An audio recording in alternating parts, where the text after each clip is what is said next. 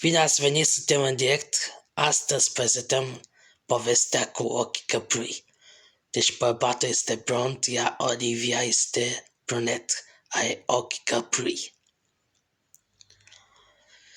Să știi de povestea asta, mie îmi plac fete cu ochi căprui și cu brunet maezat. Dar toate fetele trag la mine pe Brookhaven.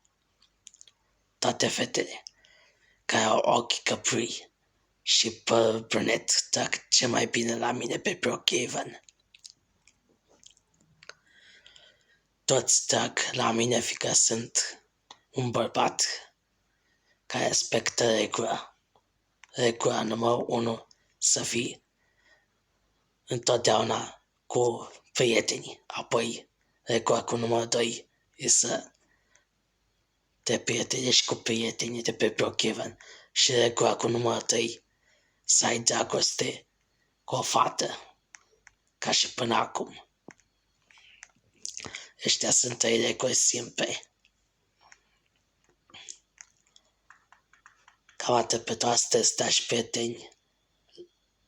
Dați like, subscribe, clopoțel și ne întâlnim și mâine, ca de obicei. Până atunci, la revedere!